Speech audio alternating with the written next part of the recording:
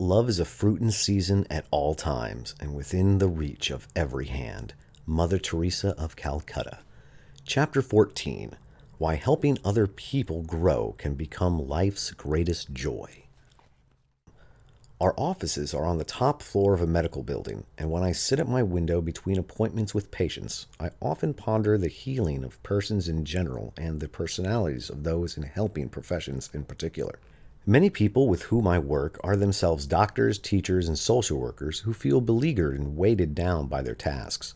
There are so many needy people, they say, with so many problems, and for every person they get patched up, there are dozens of others who are falling apart. When there are storms out on the Pacific, an occasional seagull, driven inland by the weather, will swing past my window gracefully riding the currents. My patients also have fled from storms. Their idealism has been battered, and now they are not certain they can genuinely help anyone. As one clergyman said sadly, "When I went into ministry, I thought I was going to save the world and rescue all these people. But that was a long time ago. Now I'm much more pessimistic about anyone making that much difference, and my goals are very simple. All I want to do is survive." According to the current jargon, these persons are suffering from burnout. They have lost their faith in the human race. Their former hope of helping people and reliving suffering has been replaced by pessimism, and they are not even sure they believe in God any longer. When despair hangs in my office after a few such conversations, my mind often goes for replenishment to wartime Sweden and the story of Baptist lathe hand whose name was Johan Ericson. Though Johan and I never met, I feel that I know him well, for his daughter, Dagny Svensson, was our office manager for many years.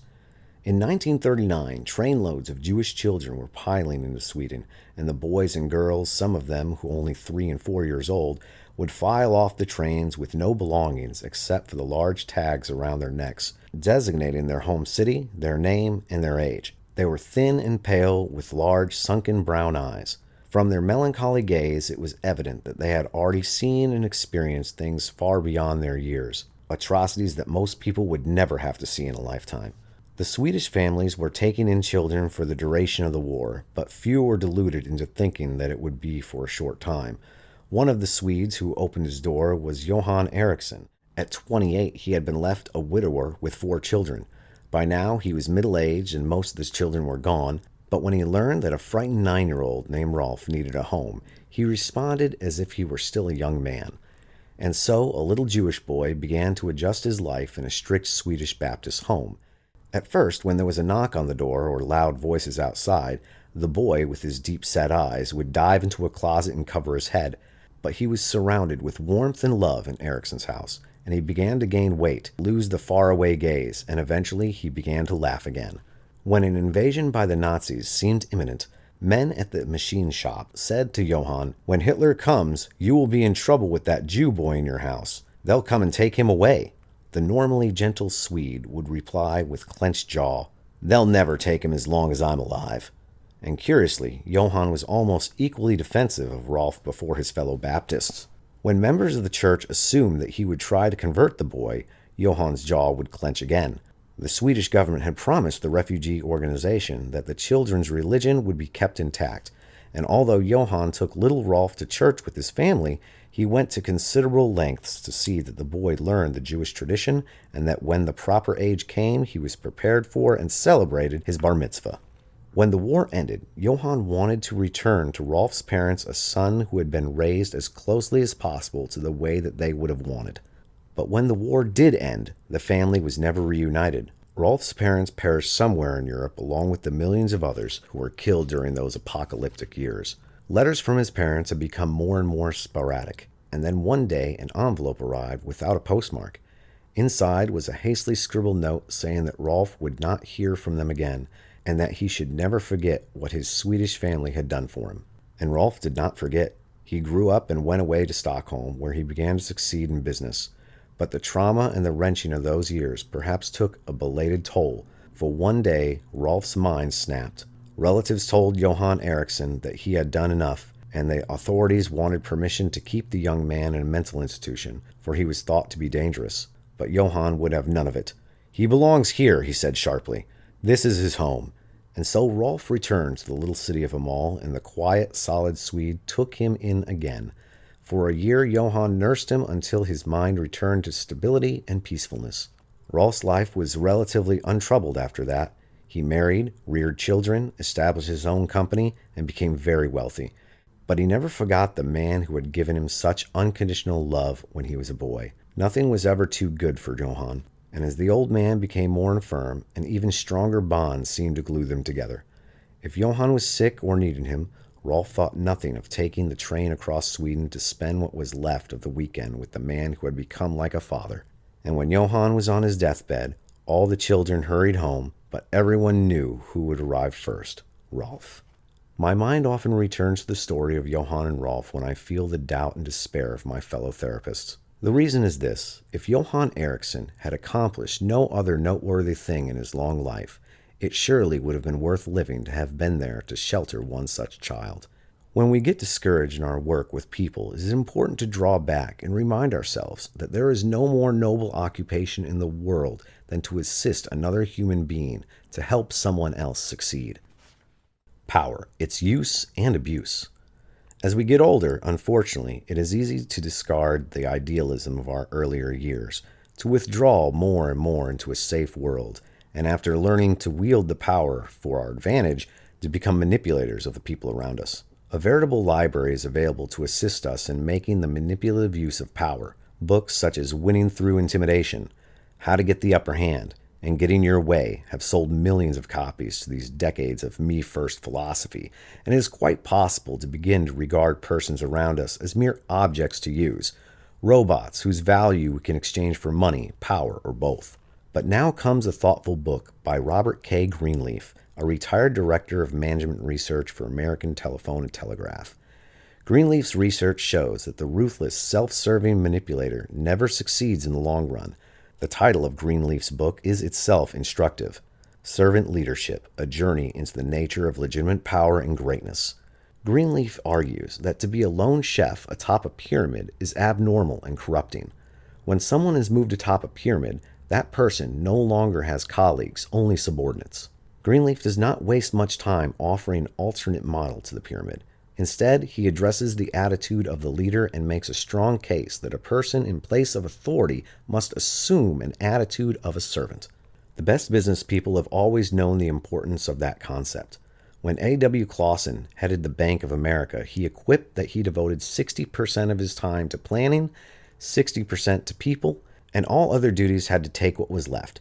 In our age of high-tech advancement, it is very easy to forget that our failure or success will be determined largely by our ability to work with and assist other people in functioning at their best. When Zoltan Mazy left Dow Chemical to become president of Occidental Petroleum, he hired a former Dow colleague as a personal director, and in announcing the job placement, made a telling comment about his own priorities. "Ron goes along with my philosophy that people make business. Technology is a distant second." There is simply no substitute for the rewards of helping other people grow, the pleasures of teaching other people to succeed, and the excitement of organizing a group of colleagues who spark one another's enthusiasm. The idea of such contributory leadership is not entirely new, of course. When Jesus gave his disciples instructions about the style of leadership they would be following, he warned against lording it over others in a manner of their current political bosses. Instead, he said his disciples would be able to attain greatness by being last, by becoming slave of all. For the Son of Man, he explained, came not to be served, but to serve. Recently, before I was able to make some remarks to a medical conference in Monterey, California, I met Dr. Arthur Tienko, who was born in the Philippines and raised in an average middle-class home.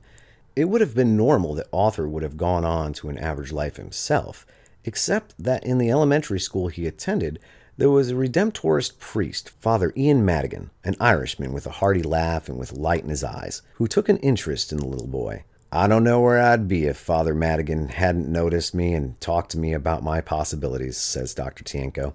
And so 2 years ago, Dr. Tienko made an important pilgrimage. By this time, the old priest had retired to his homeland, so the now famous physician and his wife traveled there on call to the bemused and aging man. I simply needed to tell him how much I owed to him, says Dr. Tienko. You just can't overestimate the influence of a teacher like that. The potential in persons. The old Irish priest was a dogged follower of Christ, not only in his servant role, but also in his attitude. In talking to the young boy, he displayed another Christly virtue we've been discussing on and off throughout this book, a tough-minded optimism about the possibilities in the human race. One of the distressing aspects of so much current pessimism in the helping profession is its cynical and bleak view of people in general. When one is dealing with the troubled and needy, it is easy to fall into the trap into assuming that people do not want to rise out of their misery, that they all want to be parasites. Such a suspicious, on-guard posture is simply unnecessary. Someone asked a hotel manager how many of his patrons turned into be deadbeats. "Oh, 1/4%, he said. If this proportion were as much as 10%, society would be in terrible trouble. Charge accounts, installment buying, even writing and accepting ordinary checks would be impossible. If it were 25%, society would explode. The fact is, we can trust most people. The wonderful thing about the Bible is that it does not take some Pollyanna view that everything is beautiful and that things will always turn out fine. Tragedy, suffering, and inhumanity do indeed exist, and no one world view would be accurate if it did not take into account what Melville called the blackness of things. All that notwithstanding, the Bible takes the view that men and women are God's good creation. Our self-centeredness often distorts that creation, but people have God-given dignity and goodness. "What is man, that thou art mindful of him?" muses the psalmist. "Thou hast made him little less than God, and dost crown him with glory and honor." Someone has said that one can look at the handicap and ask, how could God possibly allow blindness and deafness? Or one can look at Helen Keller and see her great spirit, her great love, her great accomplishment. When she was given an honorary law degree at the University of Glasgow, she said in response, "It is a sign, sir, that silence and darkness need not block progress of the immortal human spirit." And one is forced to say there must be a great God in this world to produce such greatness. The grandeur of service. If it is true that people can grow, expand their capabilities, jump higher, run harder, and compose greater music, that means that the ultimate leadership is servant leadership, for we will produce followers who will surpass us. Runners will become coaches and train other athletes who will break their records. Executives will hire subordinates and motivate them so well that they may become their superiors.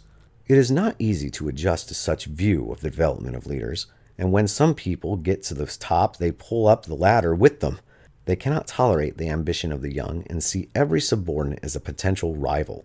Such executives hang on by their fingernails in organizations until the last possible moment and give their attention to fighting off rivals rather than nurturing successors.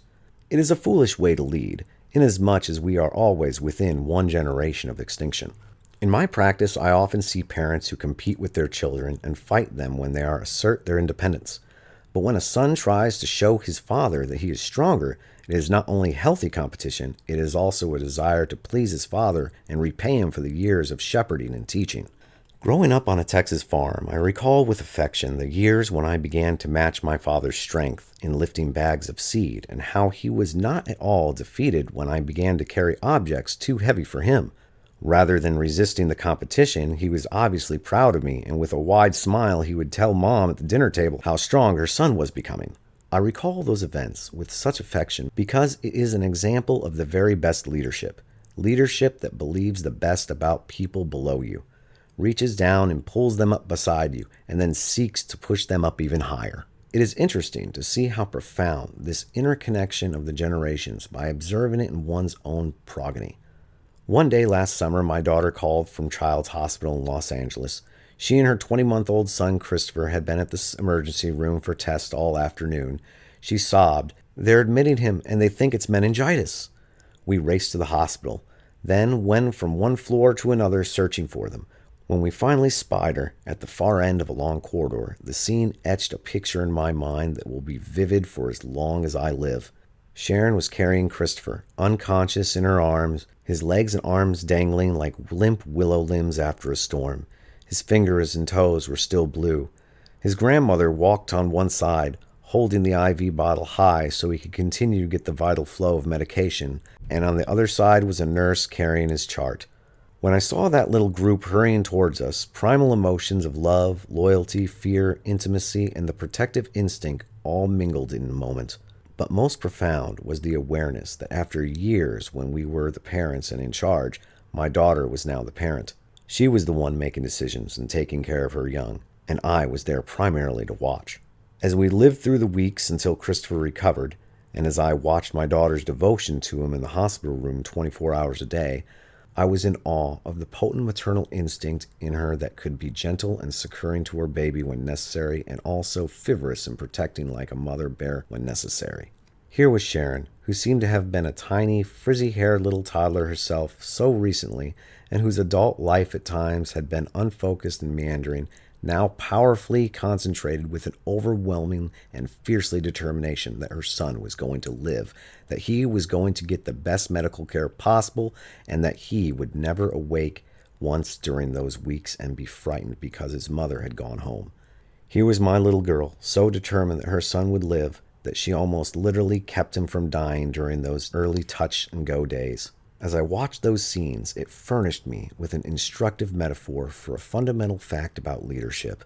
We lead best when we seek the welfare of those we lead, when we seek to serve rather than being served. The devotion of a parent to a child, the combination of protecting them and pushing them out of the nest, is the epitome of leadership, and it is the best example of motivating without manipulating. In fact, when the early biblical writers sought for an analogy with which to describe the relationship between God and creation, it was this very connection that was chosen. God is our Heavenly Father, a loving, prodding, protecting, and coaching parent. It is not always easy for the concerned parent, the idealistic teacher, the high-spirited executive to be tolerant of those we lead. The people who live in our houses and inhabit our offices are sometimes less ambitious than we are, sometimes less sure of themselves, sometimes less gifted. They are like us, a mixture of the bad and the good. But if we can reach in and draw out the best from them, if we can, like Vince Lombardi, challenge them to give an extra 10%, they will try harder for us than anyone in the world, and they will accomplish some surprising things. That extra 10% just may be the difference that wins the game. Thank you for listening. Please like and subscribe to this channel, and feel free to donate a couple dollars to GoalGenius on CashApp. I'll be coming out with new narrations and extremely powerful content in the future. We will see you soon.